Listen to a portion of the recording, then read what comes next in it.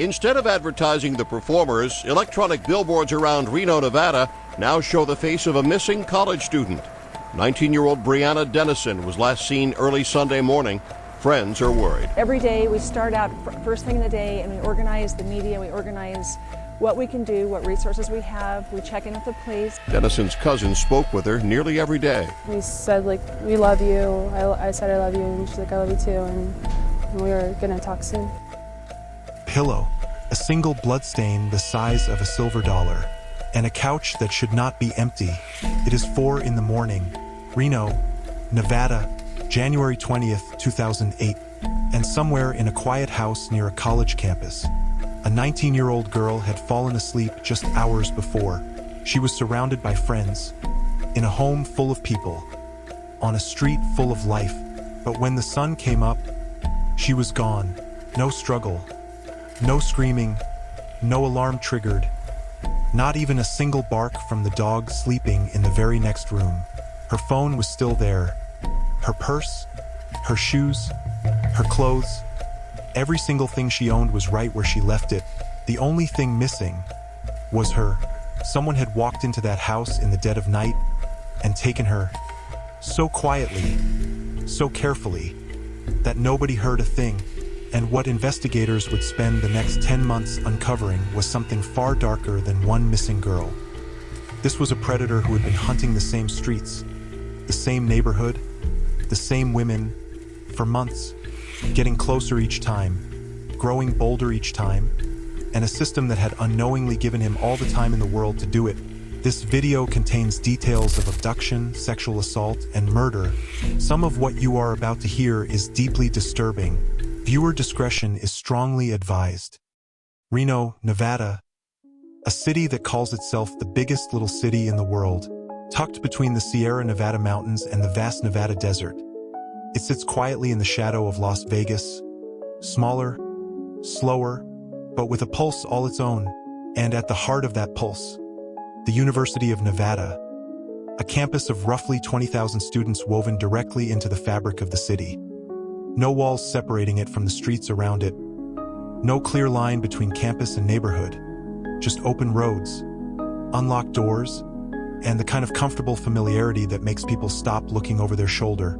It is January 2008, and this particular weekend is one of the biggest of the college calendar. MLK weekend, thousands of students flooding back into the city. The streets alive with energy. The SWAT 72 snowboarding festival drawing crowds from across the state. Concerts, late-night diners, house parties. The kind of weekend where nobody sleeps and everybody is somewhere. It is exactly the kind of night where one more unfamiliar face in a crowd means absolutely nothing. And that is precisely what made it so dangerous, because college towns have a rhythm that feels safe. People move in packs. Front doors stay unlocked because neighbors are trusted. Strangers blend in because strangers are everywhere. It is a world built on openness. And on this particular night, someone was counting on that. This is the world Brianna Denison stepped into that Saturday evening. Laughing, free, completely unaware that it would be the last night she ever spent in the city she grew up in. Before we go further, let us know where you are watching from and subscribe to this channel for more true crime stories like this one. Her name was Brianna Zunino Dennison, but to everyone who loved her, she was just breezy. Born on March 29, 1988, she grew up right there in Reno, in the same streets, the same schools, the same city she had come back to that winter to feel like herself again. People who knew Brianna will tell you the same thing without even thinking about it. That she had a way of making you feel like the most important person in the room. Not because she was trying to, but because that was just who she was. She remembered things about people. Small things, the kind of details most people forget the moment a conversation ends. She held on to them, and that made people feel seen. She was 19 years old, and she had already lived more of the world than most people twice her age. Back home, she had graduated from Reno High School in 2006, and then packed her bags and headed to Santa Barbara City College in California, where she was studying psychology. She wanted to understand people, what shaped them, what broke them, what helped them heal. She had chosen a career built entirely around caring for others, and everyone who knew her said that made perfect sense. She was the kind of student who was genuinely curious, not just going through the motions, but asking the deeper questions. Sitting with uncomfortable answers, that mind of hers was always working. And then there was her mother, Bridget. The relationship between Brianna and her mom was the kind that felt more like a friendship than an obligation. They talked, really talked, and before Brianna went anywhere, she made sure her mother knew exactly where she would be. On the night of January 19th, before she headed out with her friends, Brianna did something she had always done. She sat down and wrote out a list. Every event she planned to attend that evening, every location, every stop, and she handed it to her mother, not because anyone told her to, not because she was afraid, but because she was thoughtful enough to know that the people who love you deserve to know you're safe. That list would later become one of the most heartbreaking details of this entire case. She had come home for winter break with no agenda beyond the simple things. Catching up with old friends, sleeping in a familiar bed, wandering the streets of the city that raised her. Her best friend Katie Hunter was there, a friendship that went all the way back through high school. The kind that doesn't need to be explained or maintained because it just exists, solid and certain. This was supposed to be a good week. A girl with a full passport, a chosen path, a mother who knew her itinerary, and a best friend waiting at the door. She had everything ahead of her, every single thing. Saturday night, January 19th, 2008, Brianna and Katie step out into the cold Reno air with nothing on their minds but a good night. They move through the SWAT 72 festival events the way you do when you're 19 and home for the holidays and everything feels easy. Laughing at old jokes, running into familiar faces, just being present in the city that shaped them both. The night stretches out the way good nights always do, slowly, lazily. Nobody wanting to be the first one to call it. They end up at Mel's Diner inside the Sands Regency Casino Hotel. The kind of late-night spot where the lights are too bright and the food is perfect and the conversation keeps going long after the plates are cleared. It is close to 4 in the morning by the time they finally head home. For male friends drop them off outside Katie's rental house on McKay Court, a 2-story burnt orange house less than a mile from the UNR campus. The car pulls away. The two girls walk inside, and the front door closes behind them. It is not locked. It never was. Katie and her housemates had never thought much about it. This was their neighborhood, their street, their home. Locking the front door felt like the kind of thing other people needed to do. Katie heads to her bedroom, locks that door behind her. Her dog curls up at her feet. Brianna stays in the living room.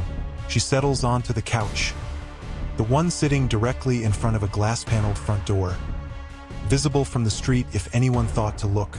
She is 5 feet tall, 98 pounds, exhausted from a full night out, and within minutes she is asleep. And then, nothing, no raised voices, no footsteps on the floor, no sound of a door being opened, no struggle, not even a single bark from the dog sleeping just one room away. Whatever happened in that living room in the hours that followed happened in complete silence. When Katie wakes up later that morning and comes looking for her friend, the couch is empty. She looks around the room, and that is when she sees it, a blood stain on the pillow, the size of a silver dollar, still dark against the fabric, and pressed into that same pillow, what looked like bite marks, as though someone had forced Brianna's face down before taking her. Katie looks for her phone. It's there, sitting right where Brianna left it. Her purse is there, her shoes, her clothes.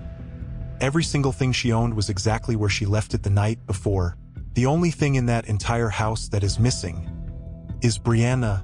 Katie called Brianna's mother first, and Bridget would later say that the moment she heard her daughter hadn't come home, she knew. A mother just knows. She got in her car without hesitating. Then Katie called 911. Her voice on that recording is the sound of someone trying to hold themselves together while everything is falling apart. My friend spent the night last night on my couch. She's gone.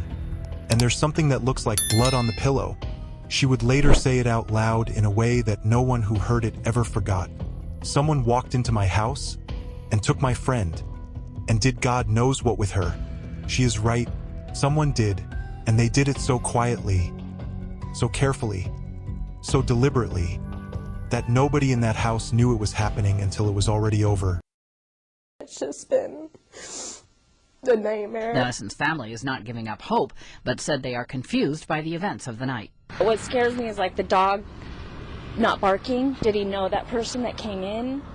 Did they sleep through a dog? But McDonald was in charge of the Reno Police Department's detective division and was due to be off that day, but a call from his colleagues would change everything. He said right from the off it was not sounding good. The local search and rescue were quickly drafted in and officers were conducting door-to-door inquiry. When the first officers walked into that house on McKay Court, they knew within minutes that this was not a girl who had simply wandered off. The scene told them that immediately, forensics got to work, and what they found made everything more urgent. The blood on the pillow was confirmed as Brianna's. The bite marks pressed into the fabric told investigators that someone had forced her face down, controlled her, silenced her, before taking her out of that house without leaving a single sound behind. And then they found something on the doorknob, touch DNA, belonging to an unknown male. Someone had put their hand on that door who had absolutely no reason to be there. Within 48 hours, the FBI had joined the investigation. The National Center for Missing and Exploited Children was activated, and the city of Reno responded in a way that stopped people in their tracks. 1,700 volunteers showed up to search, combing through 100 square miles of terrain in the middle of a Nevada winter. Billboards went up across the city with Brianna's face on them. Her case went national. The state's First Lady joined the search personally. This was a community that refused to sit still. But behind the scenes, investigators were staring at a problem they couldn't talk about publicly yet. They ran the unknown DNA through every law enforcement database available to them and got nothing, no match, no record, no prior convictions that would have required this man to submit a DNA sample. Whoever had walked into that house and taken Brianna Denison had somehow managed to stay completely invisible to the system. And then the investigation took a turn that made everything darker. Analysts began cross-referencing the DNA profile against other reported incidents in the area, and what they found sent a chill through the entire investigative team. This was not the first time. In October 2007, a female student near the UNR campus had been attacked and sexually assaulted in a campus parking garage. She had not reported it immediately, too frightened, too shaken. The evidence washed away before anyone had a chance to collect it. In November 2007, another attempted sexual assault. Same area, same DNA profile left behind. And then in December 2007, just 6 weeks before Brianna disappeared, a young woman had been kidnapped and raped just 500 feet from the house on McKay Court. 500 feet, the same street, the same neighborhood, the same hunting ground, and the DNA from every single one of those attacks matched the DNA found on Brianna's doorknob. This was not a stranger who happened upon an unlocked door on the wrong night. This was a predator who had been operating in the same small radius for months, each attack more violent than the last, each one making him more confident, more calculated, more certain he would never be caught. He had been right there, in plain sight, the whole time. One of the earlier victims was able to give investigators something to work with. A description of the man and the vehicle he drove, a Toyota Tacoma, extended cab, pickup truck. It wasn't much, but it was a start, and somewhere in that city. The man who had been watching, waiting, and escalating, had no idea that investigators had just found the thread that would eventually unravel everything. February 15th, 2008, 26 days after Brianna Denison vanished from her best friend's couch, a man named Albert Jimenez is walking back to work after his lunch break, taking a shortcut through a field near an industrial park in South Reno. An ordinary route on an ordinary afternoon, and then something catches his eye. A flash of color among a pile of discarded tree limbs dumped in a ditch by the side of the road. Bright, neon orange. He slows down, moves closer. They are socks. Neon orange socks. attached to feet. He stops completely. His first thought is that someone has thrown out a mannequin, a store display, something artificial. Because the alternative is something his mind is not ready to accept. But the closer he gets, the more certain he becomes that what he is looking at is not artificial at all. He has no phone. He turns around and runs, back to his workplace, through the door, straight to a phone, and calls the police. When officers arrive and make the identification, it is Brianna. She had been there for more than a week before anyone found her. Left among the debris like she was something discarded, something that didn't matter. The autopsy confirmed what investigators had feared from the very beginning. She had been sexually assaulted and strangled to death. And then came the detail that told investigators everything they needed to know about the kind of person they were dealing with. Beneath her body, 2 pairs of women's underwear, neither of them belonging to Brianna, placed there deliberately, carefully, intentionally. This was not a message left by accident. This was a man who wanted investigators to find those items, who wanted them to know that he had done this before, that there were other victims, that he had been keeping score. He wasn't just a killer. He was someone who felt powerful enough to leave a calling card. Someone who believed he was completely untouchable. And for 10 more months, he almost was. Got to take on some urgent business in Reno, Nevada. Cops need your help to hunt down the killer of 19-year-old Brianna Denison. It seems as if everyone in Reno, Nevada is in a state of mourning. It's just been unbelievable as how Reno has come together to help one family. Thousands have turned out to pay tribute to this beautiful teenager whose life was taken too soon. She was always an angel on earth that protected us. Now she's with her father watching over us. There have been a series of vigils and memorials as people continue to struggle. For 10 months, the case goes cold. 2,278 tips came in from the public. Investigators tested DNA samples from registered sex offenders, interviewed men connected to the victims, chased down every lead that surfaced, and still, nothing.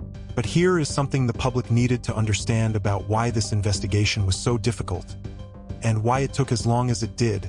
At the time Brianna's case was being investigated, Washoe County had a backlog of over 3,000 unprocessed DNA samples from convicted offenders, just sitting in a laboratory, untouched, waiting. The technology existed to process them. The evidence existed to compare them against. But the resources weren't there. 3,000 samples, any one of which could have held the answer. The community's response when this came to light was extraordinary. Within days of the information becoming public, donations poured in from across the state, and within a week, they had raised $150,000 to clear that backlog entirely, directly because of Brianna. Meanwhile, investigators had quietly built a detailed profile of who they were looking for. A local man, someone who knew the UNR area well enough to move through it without drawing attention, someone whose violence had been escalating with every attack, and someone with a deeply disturbing pattern of collecting his victims' underwear and leaving items at the next crime scene like a signature he was proud of. And then in March of 2008, just as police went public with the vehicle description and a composite sketch of their suspect, a 27-year-old pipe fitter from Sparks, Nevada named James Biela quietly packed up and left Reno. He took a construction job out of state, and before he left, he sold his Toyota Tacoma extended cab pickup truck, the same make and model described by one of his earlier victims. He was gone, but not forgotten. November 1st, 2008, an anonymous call comes through a secret witness hotline. A woman tells investigators that her friend, the girlfriend of a man named James Biela, had confided something deeply unsettling while driving back from out of state together. She had found a pair of women's underwear hidden in Biela's truck. When she confronted him about it, he told her casually that he had stolen it from a laundromat. Investigators move immediately. They track down Biela and bring him in for questioning. He denies everything, confidently, without hesitation, and flatly refuses to provide a DNA sample. He tells them his girlfriend can give him an alibi for the night Brianna disappeared, but when investigators speak to her, she doesn't give him one. Instead, she makes a decision that changes everything. She agrees to let investigators collect a DNA sample from their 4-year-old son. The results come back. The child's DNA is consistent with the DNA profile found at the crime scene. The father could not be excluded. On November 25, 2008, police move in. They arrest James Biela while he is picking his son up from daycare. They work through the night at the crime lab, running his DNA directly against every sample collected from every crime scene. At 6 o'clock in the morning, the result comes back, 100% match. And then comes the moment that no one who heard it ever forgot. In that interrogation room, Biela's girlfriend sits across from the man she had built a life with, the father of her child. And she breaks. She looks at him and asks the only question that matters. Did you do this? Oh my God, did you? James Biela never says yes. He pulls her close, and in a voice just above a whisper, he tells her, now is not the time. Oh my God, did you? Did you? I don't know if I should hit you or hug you. Did you, Judy? Did you look me in the face? Did you? I'm sorry you didn't do it. At this point, it doesn't matter. It does, because I need to know. No, it doesn't. I'm sorry. That did not. I was hoping to be like my dad. Hey, Marcus, I wanna run coke.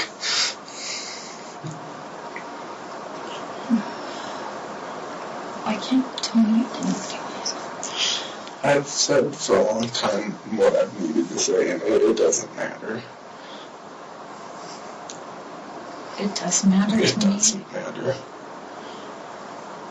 It matters to me. And if I told you I did it, you'd still love me and be with me. How are you going to be with me? I can't be with you. You can't. What the does it matter? And you get an attorney? Oh, yeah, that'll work. That's going to work out. Because if you didn't do it, I will fight to prove your innocence. But if you did, but what? DNA. Do you have any proof that you didn't do it? I don't have any proof I didn't kill JFK. So I mean, I wanted to be anywhere than at the house last night, and now I'd give my life to then one more night there. I think my nuts to hold it. I'll never hold myself again. I better go back out.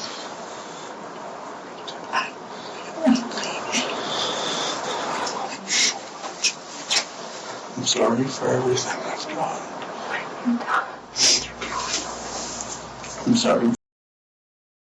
James Biela was charged with murder, first-degree kidnapping, and 2 counts of sexual assault. The evidence that prosecutors laid out was the kind that leaves no room for doubt. His DNA, placing him at the scene, connecting him to multiple victims, a girlfriend who stood in that courtroom and refused to cover for him, and gray velour fibers, lifted from a victim's clothing, matching the interior of the Toyota Tacoma he had sold and left behind when he fled Reno. He had tried to erase every trace of himself. He hadn't erased enough. The jury convicted him on every single count, and when the sentence was handed down, death, Brianna's family, who had fought and advocated and waited through every painful month of that investigation, finally had the answer they had been carrying the weight of since January 20th. It wasn't closure. It never really is, but it was justice. And for a 19-year-old girl who wrote her mother a list of everywhere she was going that night, who studied psychology because she wanted to help people, who had already seen a dozen countries and had barely gotten started, it was the very least she deserved. The elements for so long, she had to be tested to be confirmed, and she was confirmed. A body found in Reno, Nevada Friday is that of 19-year-old Brianna Denison. Police confirmed the identity Saturday. Police say they're looking for a serial rapist who has been tied by DNA evidence to at least 2 other crimes. James Michael Biela guilty of count 4, murder in the first degree, and having found beyond a reasonable doubt that an aggravating circumstance exists in this case, and that any mitigating circumstance or circumstances are not sufficient to outweigh the aggravating circumstances found, therefore by reason thereof, set the penalty of sentence. Brianna Denison's case did not end with a verdict. Started something. Nevada overhauled its DNA collection and processing laws in direct response to what this investigation had exposed. The backlog that had allowed a predator to keep hunting while thousands of unprocessed samples gathered dust in a laboratory would never be allowed to grow that large again. Her mother Bridget refused to let her daughter's name become just another case number. She became one of the most determined advocates for victims' rights and DNA reform in the state, turning the worst moment of her life into something that would protect other families from living through the same. The Brianna Denison Foundation was established in her memory, and it is still going. Think about who she was for just a moment. She was 19 years old, studying psychology because she genuinely wanted to understand people and help them heal.